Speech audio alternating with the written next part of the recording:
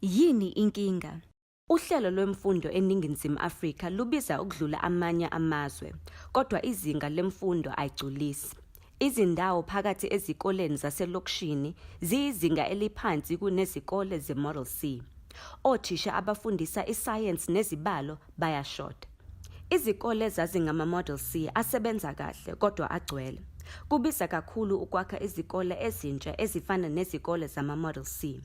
Lokhu kudala ingxabano phakathi kwahulumeni ozama ukunyusa amathuba okufinyelela kule ndawo nomphakathi ozama ukugcina izinga eliphansi. Yini isiphakamiso sethu? Izikole ezazingama-Model C kumele asebenze ngamashifu amabili. Ngo-7 ekuseni kuze kushaye 12:30 emini, nango-1 emini kuze kushaye 6:30 ebusuku. Izinsiza zokufundisa ezishodayo, isayensi nezibalo, kumele abe namaklasi phakathi kwa-10 ekuseni no-2 ntambama, ukuze othisha bafundise isifundo esifanayo kabili.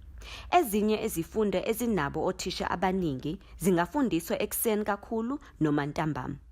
Yini inzuzo yalento? Ukuphinda kabili isibalo sabafundi singenza ukuthi kugcine kusetshenziswe izindawo ezifanayo ngaphandle kokuqhubeka nokugcwalisa izikole. Abazali bazoba nokululeka esikhathini sabo sokusebenza. Ucwaningo lwezimfundo lukhombisa ukuthi ezikoleni zamazinga aphezulu, amantombazane afunda kangcono emaklasini asekuseni, abafana bafunda kangcono emaklasini antambama.